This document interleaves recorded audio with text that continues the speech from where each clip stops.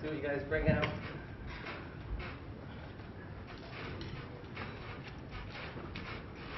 Wait for you guys to set up. Let me know when you're ready.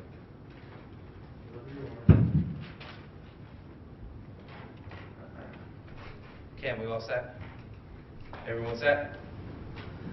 So, good morning. Today's going to be a little bit different, but I'm just going to give a brief update where we stand with COVID-19, 356 days later, 51 weeks. And, today I'm here with Albany County Manager, Rory Fluman from Schenectady, and I'm with the County Manager, Steve McLaughlin from Rensselaer County, in a partnership that we'll be announcing in a few minutes. But I want to thank them both for joining me today.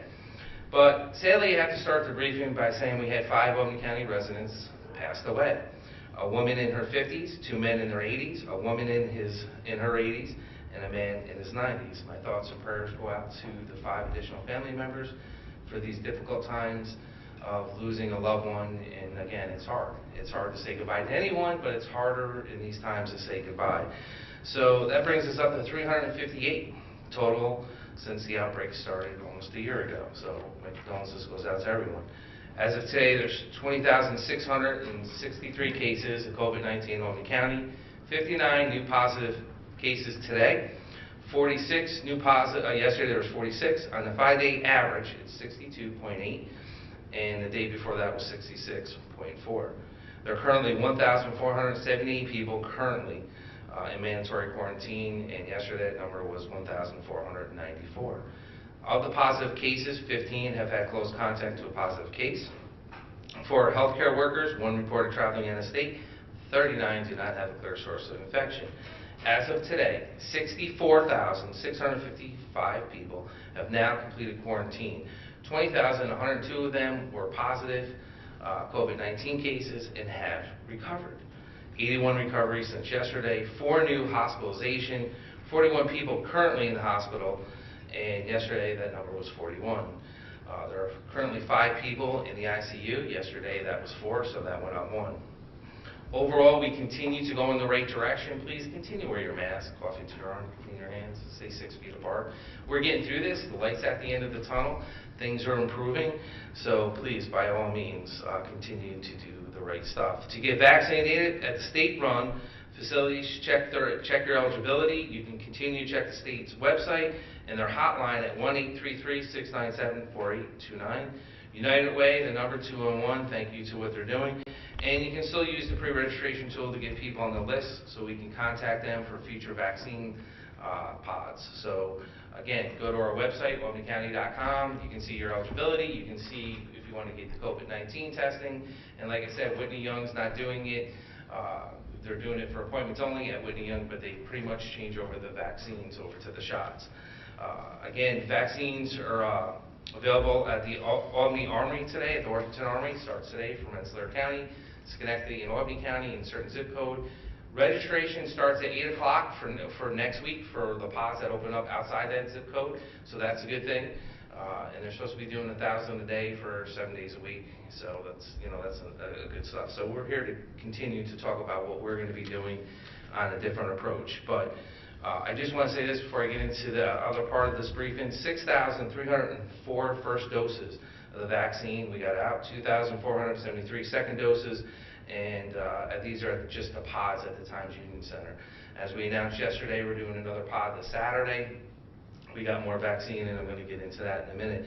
The partnerships we made with Mohawk Ambulance, Center for Disabled, the different pods that we're getting up. I want to thank, I'm going to have Chairman Andrew Joyce here on Friday to talk about a variety of stuff and the initiatives we've been dealing with the Chair's office, one of which I know was one of the legislators announced yesterday, the 100 pod that we're going to be doing at the American Legion Post in West Albany, and the other little pods we're going to set up for people that can't get to the Washington Armory or people that can't get to the Times Union Center. And the pods will be announcing on Friday that we'll be doing in Hilltown. So again, thank you to everyone for that, and and continue to work in the right direction. As of today, we've had over 29,000 people pre-registered. Over 20,000 are Albany County residents, and out of that, over 10,000 are City of Albany residents. So it's been a huge success, more so than we can handle. So I want to tell you, you got to bear with us. We're trying to work through the kinks. It's changing. When we envisioned this, we thought it was going to be simple, easy to do. But it just shows the need, not just here in Albany County or Schenectady or Rensselaer, across the state of New York, people's frustration of trying to get a vaccine, trying to get a shot, and trying to navigate the website. So, which is a good luxury to have. I can say that. It's a good issue to have, but we're learning a lot as this goes forward and changing with it to make it happen. So please bear with us on that.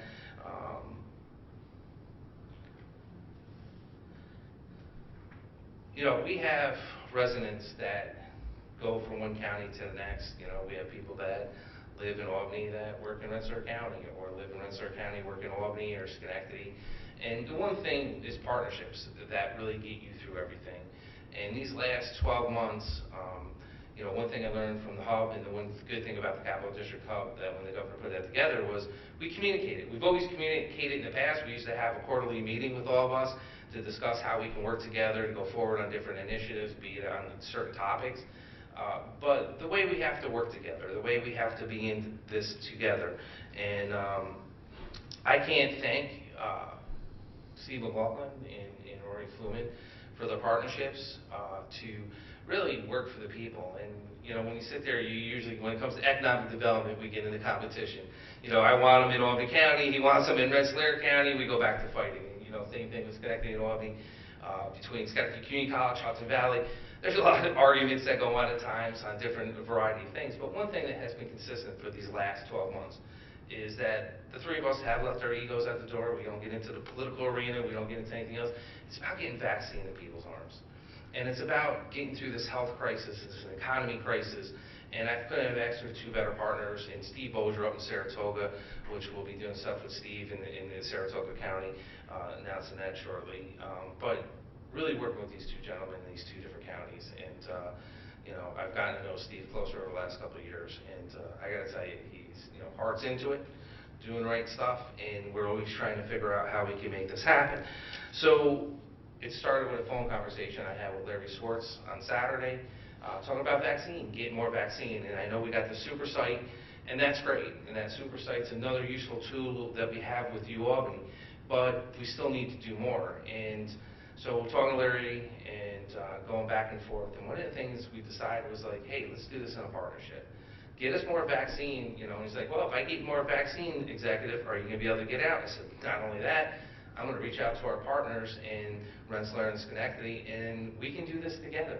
Because every shot we get in someone's arm in any county benefits us all here in the capital region, so we can start to get away from this, start to open up, and get back to some type of reality. So Larry set us up for the challenge. We accepted the challenge, and so we're getting more vaccine out. And we'll be allocating 1,000 vaccines to Schenectady County and 1,000 vaccines to Rensselaer County, and more to come. If we get this done, and we're going to get done, we're going to get the pods done. So I do want to thank these two gentlemen for the partnership and working this, because this is just in Albany County. It's about Rensselaer and Schenectady working together. And I do want to thank Larry Schwartz for everything, but County Executive McLaughlin. Well, well said by Dan, and we do appreciate the partnership with Albany County and with Schenectady County and Saratoga County. We do really work well together. I think sometimes people don't necessarily see that, the stuff that's going on behind the scenes, but we do all have a great relationship and the ability to communicate and work together. Early on it was the sharing of PPE and even test kits when they were in such short supply. There was a big help from Dan sending some our way when we really needed it, and that was greatly appreciated. And if you look at, look around this place in the morning, and there's people going back and forth across those bridges and over 890 into Schenectady. This is the capital region. It's not just Albany County and Schenectady and Rensselaer. It's a region, and the intermix between the counties is very real, and it's an everyday basis, as it should be. So Dan's right.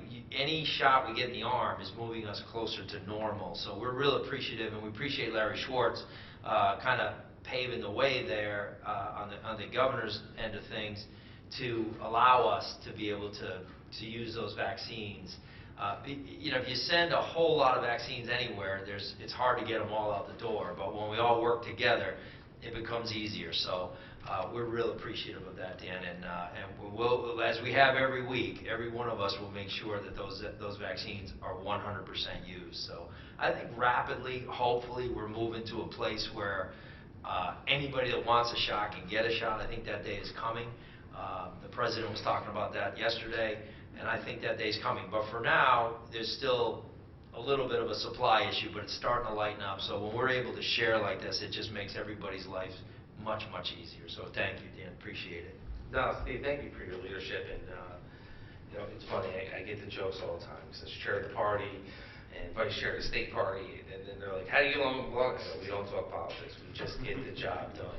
And it is. We go back and forth on battering things. But, again, it's been a great working relationship. And, it's been great working with you more these last 12 months than ever before. Because one thing I will say about the three of us, it's about the people. But Chair of Schenectady County, Tony Jaczynski, who I talk to a lot too, he's like, talk to Rory, talk to Rory. I'm like, who's this Rory Fluman, county manager? What do you mean county manager? And he goes, he gets it done for us. He was in the legislature. He knows what we need. He knows how to get the job done. And Rory, it's been great working with you these last 12 months and getting to know you because of your passion for Schenectady County, for the residents, but getting it quickly because this stuff gets thrown at us. And I will tell you, to anyone, challenge us three, we'll make sure we get it done. We're going to get it done. And I can't thank the three of you, or the two of you enough, but Rory, please. Yeah, there's really not too much more to say. This is basics of vaccine equity across the capital region. This week, all of the counties received the extra Pfizer allotment, which is terrific. It's a tray. It comes in 1,170 doses. Albany County actually received more trays. And so in our discussions, in our constant communications, as Steve said, we're always talking, whether it's about contact tracing or PPE or testing. So there's a constant public health dialogue that's happening all the time. And the minute, the hour that it happens that there's potentially more vaccine in Albany County, being able to hand it out to the other counties who are standing and ready. We have nurses, we have data entry people, we have police officers, we have standing sites ready to go to do 1,000 shots a day. So the share from Albany County is tremendous. It'll help Schenectady County, as Steve says, it'll help the capital region in executing these doses, because that's what we're all here for, is to get these shots in the arms, and we're going to do that. Thank you to Dan McCoy and Albany County. Rory Fluman, thank you. And I want to thank Dr. Whalen and her team. Sat down, they got what we were trying to do here with the approach of getting us out and the challenge that we accepted. And I do want to thank Larry for making this happen. And hopefully this is going to continue to happen after what we're doing. These pods will be for 65 and above population. And then we're going to be we'll be having another pod on Saturday. We're expecting to do ourselves here in Albany County, 2,200, to keep a little bit more. I do apologize, guys. So I wasn't going to put that number out there. But we kept a little bit more for us. But again, we are going to be doing a big pod on Saturday. And I look forward to this partnership, and getting things done. And that's what it's about. It's about working together for the people at the end of the day, leaving the egos and the politics at the door. I can assure you that never falls into play when the three of us are together, or when I'm working in a partnership with any other county administrator or chair. And I do want to thank Steve Aquario from NISAC for being a great leader and helping us always put this together across this thing. And Steve's right, what we did in the beginning, sharing PPE, helping one another out. There's stories that will never be told, but I can assure you this, a lot of people rolled up their sleeves to make it happen, because again, we're all one New Yorkers, we're together in this, and the only way we're going to get through this is by working together in a partnership. And the finger pointing can be done later, down the road, it's got to happen, but let's just leave the finger pointing and the naysayers and the negativity at the door. Let's just be positive. Let's get through this. We're New Yorkers. We'll get through it together. And again, we're going to get through it together. Working with Steve and Rory, and Steve Bodger up in Saratoga, the county manager up there, and just working with everyone. So I do want to thank them. As a reminder, restaurant workers along with taxi, Uber, Lyft, and other drivers are now eligible to get vaccines at Albany County. I will put this out there. We need to get approval, and we need to, and I'm going to advocate and been advocating for our workforce. This is crazy that all these other people are falling into line, but yet I can't get vaccine for my public defenders. I can't get vaccine for my DSS workers, or my water purification district that literally is in, you know what, all day long working shoulder to shoulder. Or DPW workers that, which I think Rory or Steve was saying, you know, they have wing people with them in their vehicles. They're together. They dig a hole. Steve was saying earlier, they're together. We have to open up for them because, look, they've been on the front line. They've been hanging in there for 12 months, coming to work every day, doing the job so government can run. So when we look at this, we got to make sure that we get this done. And please, so hopefully they hear this and continue to open up. I was good about the underlying health issues. I'm glad we finally got that taken care of. Again, food pantry workers were put in there, frontline workers at hotels, and I would imagine there's going to be a variety more stuff opening up and continue to go in that right direction. Please, mental health. If you need mental health support, it's available 7 days a week here at the county, and that number is 518-269-6634. Our 24-hour sexual assault hotline number is always 518-447-7716. The 211, the New York State hotline. Go to our website. Please, please, by all means, continue. I know we're all getting COVID fatigue. I know we're getting tired out there. The lights here, like I said, I wish I was wrong. And, you know, I said this in the beginning. It's going to be a marathon, not a sprint. And unfortunately, probably September, October before we really feel any type of normalcy again. But we got to brace for that mentally and be prepared for that. Hopefully, this other wave doesn't affect us this month near the spring. So please, when it gets warmer out, please socially distance. Wear your mask, cough in your arm, clean your hands, stay 6 feet apart. We'll get through this. But what you do in this course of this month coming with this new virus from the UK and the other strains coming in, we have to be careful. We have to be vigilant. Please be safe out there. I don't know if there's any questions.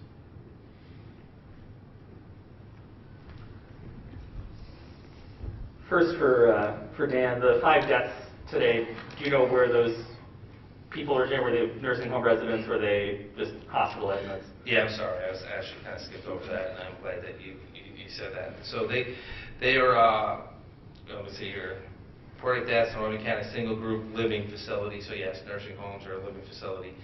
Was not our nursing home, but yes. Okay. For Steve, being able to get the vaccine site at HBCC back up and running with new doses, what's that like for Rensselaer County? Well, it's great. I mean, we got our normal allotment this week, and to have another 1,000 is fantastic. That helps us greatly. Last week was a tough week. We had to do about 6,000 shots as we caught up from the week before, where we had none. As many places around the county got none because of weather issues. So last week was exceptionally busy. We got caught up. We got them all done as of Monday, and then we start over again. So right now, just anything that boosts our ability to get shots in those arms is really good. And the ability now to be able to allocate some shots out to local doctors' offices, which they have been clamoring for them for months. They know their patients really well.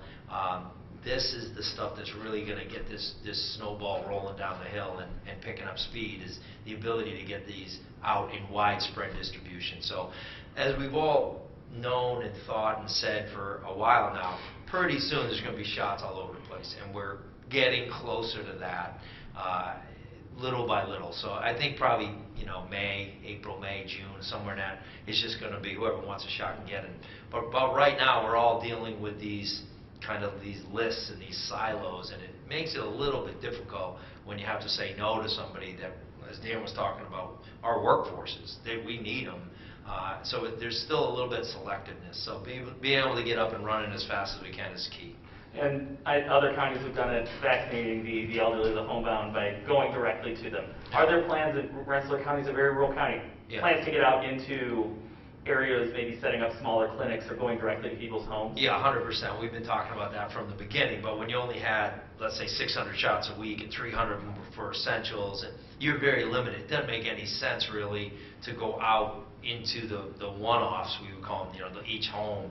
That doesn't make a lot of sense when you have a mass amount of people that need them. And honestly, the folks that are homebound should hopefully be more protected because they're not leaving. So there's absolutely plans. And once we get this bigger allotments of vaccine, it allows us to do that. Yeah, McLaughlin.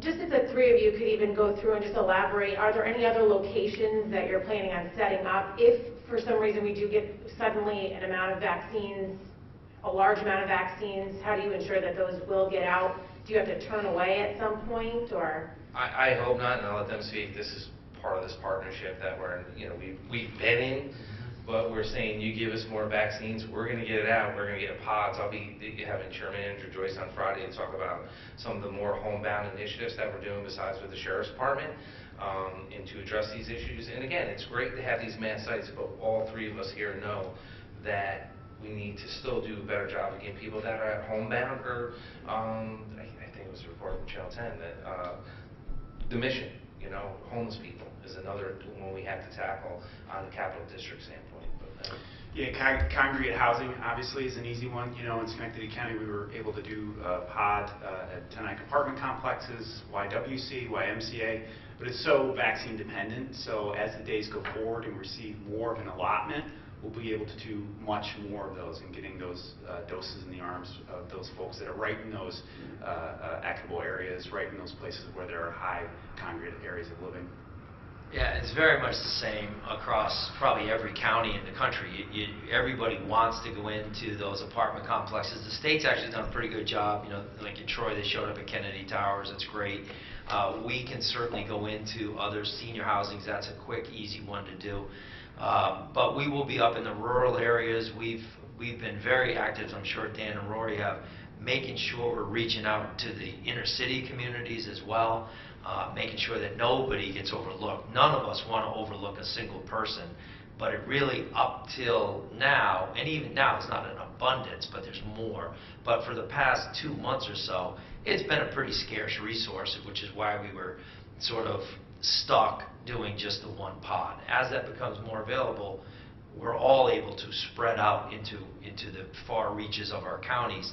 And then you also have to kind of realize at some point there's a manpower issue too, Yeah. where we're all very heavily dependent on our Medical Reserve Corps, and thank God for them. Those folks have stepped up in a great way, because as big as our health departments are, they're not that big. So we've got over 400 volunteers in the county who just do a phenomenal job. So that's where, having things like the National Guard come in, all that's going to really ramp this thing up quickly. And I do think, probably we're sitting here in May and going, wow, remember that ancient history when you couldn't get a shot? It's going to bust wide open pretty soon. Yeah, that was kind of my question. When we saw that with contact tracing, was all of a sudden we needed this help for manpower. Do you see yourselves needing volunteers or staffing in order to roll out these vaccines? Are you going to be asking for help? Or? So we have, and I would say anybody that's interested, for us, call our health department. I'm sure it's the same for Rory and for Dan. Call our health department. If you don't even necessarily have to have medical experience. You could just be somebody that wants to volunteer.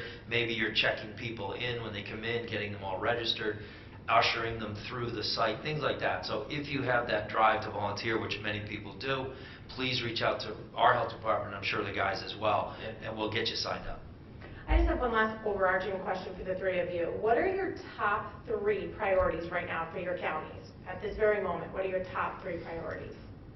Vaccinate, vaccinate, vaccinate. I was going to say the same thing. Yeah. I mean, absolutely. I mean, it's really, at this point, pivoted away a little bit. We're still doing our contact tracing, but the vaccines are the key to getting back to life as we knew it.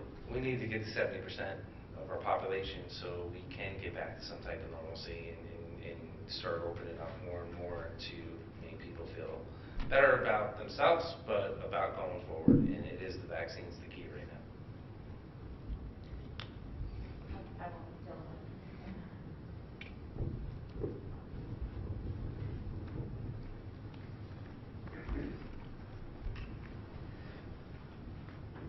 So just to double check, my understanding is every weekly shipment you guys get from the state, 1,000 vaccines will be diverted to each of these 2 counties. So my first question is, what was preventing your counties from getting those vaccines beforehand? I'm sure you were clamoring for them, asking for them. So why did it require this partnership to get these from the state? I think it's just timing. I think we're now finally to, what Steve was saying about the supply is catching up with demand. There's certainly more demand than supply, but we're in a period where production is ramped up. Biden's talked about changes in production, and so there's a little bit more of a flow there. The Johnson & Johnson has been introduced. We've actually had access to that for this weekend and into next week. You know what I'm saying? So it's the same story of just not enough vaccine the first 10 weeks, but now that we're getting closer to production nationally, getting to the states, getting to federal EMO sites, there's more for us to have. Yeah, I 100% agree. It was certainly a supply chain issue early on where there's just unbelievable demand for very minimal amount of shots in the grand scheme of things. There wasn't anything nefarious going on with the state at all. There was, each one of us was getting our allotment weekly. And now the Johnson & Johnson thing is pretty big. And also the ability to not have to store Pfizer at those unbelievably cold temperatures. That's really a big game changer for all of us, because before the Pfizer was really being held for certain sites and we weren't getting it, and that was fine with us because it had to be stored at super cold storage. We have that storage, but it's a lot easier to deal with Moderna. Now that the Pfizer, you don't have to store at those super cold temperatures, that's the release is coming from the state to say, hey, if you can use them, we'll ship them. So nothing the state was doing wrong. It was what it was. There wasn't a lot out there to be had. Yesterday, I checked the state's vaccine demographics, and the percentages of people who are getting vaccinated are overwhelmingly white. I think it's in the capital region, 92 or 93% are white. The other ethnicities, they're simply not on the same level as their percentage in the population. So can you all give us an idea of what you're doing to encourage those populations to get vaccinated, to get access to those? I know the FEMA site is meant to do that, but on a local level, are there other efforts underway? Well, that's why we did that partnership with McLaughlin 2 months and 3 months ago, I think it was, to tackle that issue. To get to people that basically can't get on the internet, or don't want to get on the internet, or whatever the reason is, it doesn't matter. So we can make it simple, and that's why we did that pre-registration, or called United Way 211. So it was a huge success. We had over 68% minorities got the vaccine, and then we couldn't get resupply. They got supplied to do the second doses, but for a while we staggered, and again, working together. That's why on Friday I will be announcing other pods. I know one of the legislators announced it yesterday, but that's another initiative that we're taking, where we're doing smaller pods, or 50 or 100 into these communities, and challenging certain legislators or council members like Derek Johnson and whatever, and saying, hey, look, help us. If you can get 50, 100 people there, we'll do it. Yeah. That's a very good point. There are a lot of naturally occurring leaders, in those neighborhoods, and so if you can tap into those folks, they become, vestibules into being able to have these smaller pods. So it's certainly something we've done in Schenectady County with doing a pod at our city mission, or doing a pod at some of the congregate housing in some of those areas, and also the outreach to Clergy Against Hate, the churches, those local clubs, those local neighborhood leaders that can really steer those doses. It's not, saying that it's not finished or not done, because obviously when you do look at the numbers, we're not there yet. But it's an organized effort. We've had these discussions where it's just it's an outreach. It's simply an outreach to those communities to get it done. Yeah, same thing. I mean, we're all acting the same way as far as reaching out to the folks. Every time we get the allotment, we are actively reaching out to, like, the city of Troy. I've had conversations with the mayor of Troy about make sure we're reaching out to the churches, to the community groups, so all of that. We don't want to overlook anybody. And part of this, though, you got to understand the numbers, right? So at the beginning, when you're very limited on who you can give shots to, so if you're only getting 100, let's say, for senior citizens, well, we're making sure we're reaching out to those inner city communities, making sure that a significant percentage is making sure we're getting them out there. Same thing with comorbidities, but there wasn't a lot there. So at the beginning here, it skews these numbers greatly, because if you can only do, let's say you're getting 500 shots, 300 for essential workers. Well, if your essential workforce is 90% or 95% white, then it's going to make the numbers look really skewed. But if you look at the numbers of comorbidities and senior citizens, then I don't think it is skewed at all. I think that we're trending, all of us, in the exact right direction. And again, as this becomes more widespread available and there's less silos or restrictions on who we can vaccinate, you should see those numbers be exactly indicative of society. Also, it's we did that PSA commercial with Deion Lewis, which Dr. Wellen reminded me last night she saw it and had volume. Just saying, guys, had volume on TV. So, that's another step that we're trying to do to get out. And we got a third one that we'll be doing that will be coming out to encourage people to get the vaccine, because there still is a hesitation of black and brown community that don't want to get the vaccine. That was one of the reasons why myself and Chairman Joyce did it in the military, because it's a question you'll have to ask General Shields. I don't want to put their numbers out, but they were having an issue too convincing soldiers and DOD employees to take the vaccine, and we haven't been mobilized like this in the history of the National Guard. And the fact that you have so many troops declining it, we still have that issue that we got to convince people to get vaccinated. And if that means I had to roll my sleeve and convince some of the troops I serve with, absolutely. And that's what we need to do more of. Yeah, I think a big part of that is cultural, as Dan was saying too, because even early on with the testing, we had testing set up at Whitney Young up in Lansingburg, and not a lot of people were showing up. So it was right there, it was free, it was available, but they weren't showing up. So I think there is an aspect here of suspicion, and I think that'll diminish over time. Is Saratoga County going to be looped in a similar arrangement as this? They're the only other county in this area of comparable size to you three. And they have a lot of interchange, Steve McLaughlin mentioned, across the bridge and back and forth. No, you're absolutely right, and this is something that I've been working with them more, and listen, it's been a pleasure working with Steve Bolger up in Saratoga. He's come to the table, he's new there, he comes from the SBA and the federal side. I think he worked for Chris Gibson, right? And known him for a long time.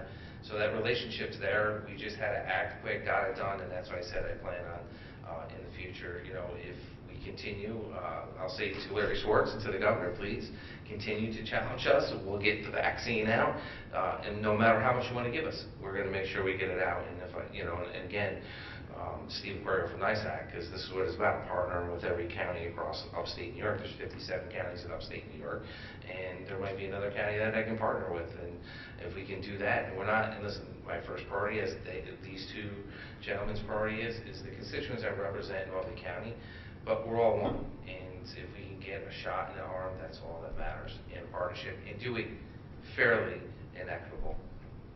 And more details to come on this expanded distribution this weekend?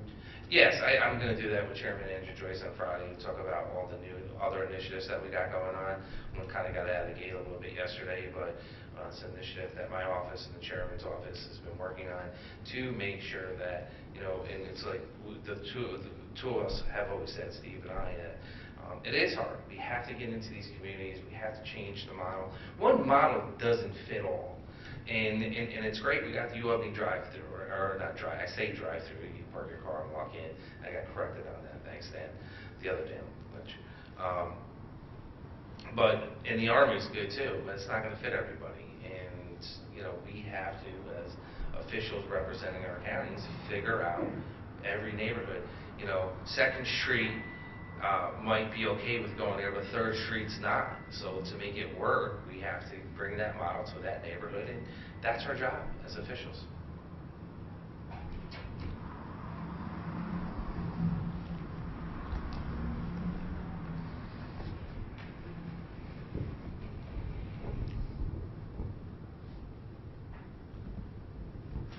So this is a really broad question, and I guess we can start with Steve and go down the line. This may or may not relate to what we're talking about here today, but here goes.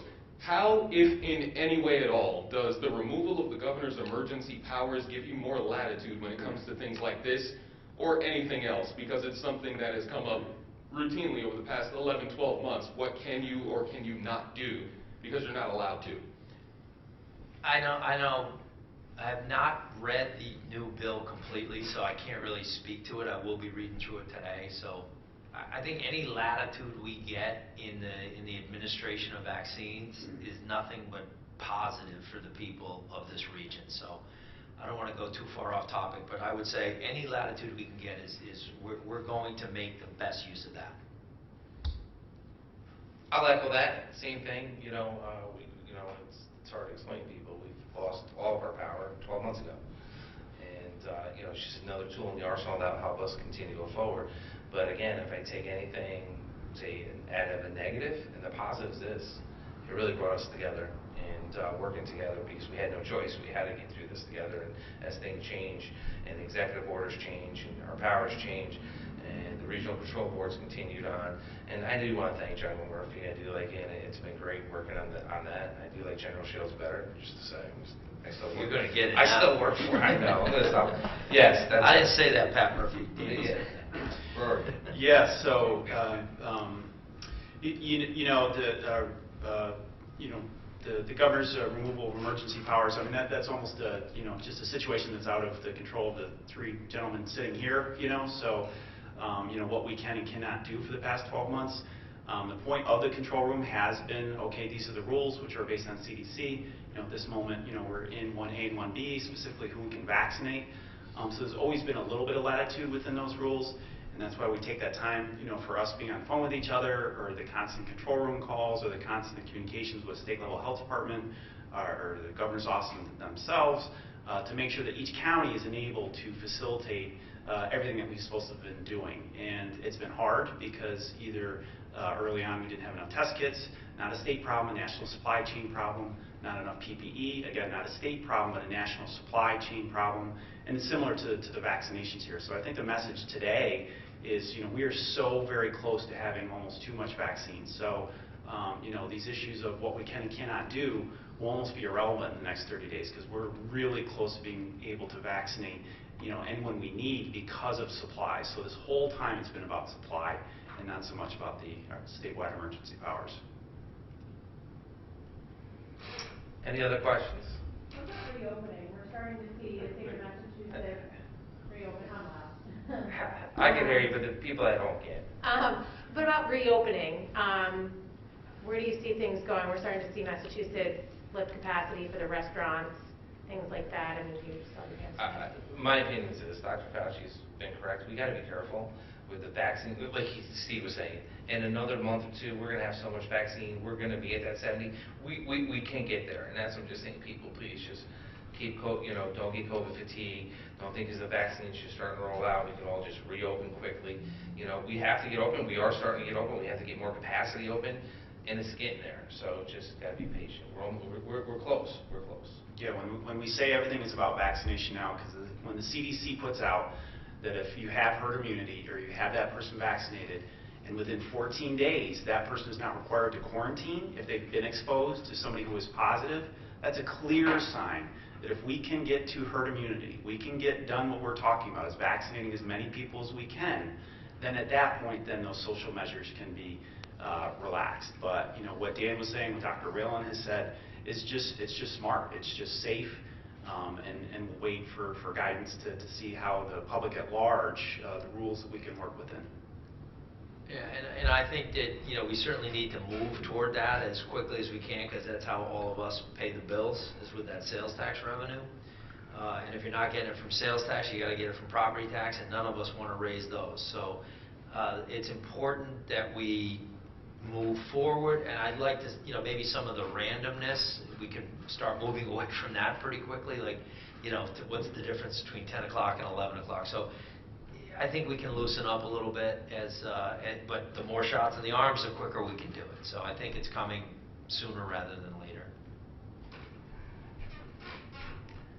Having no other questions, thank you, everyone. Please be safe out there. Continue to wear your mask.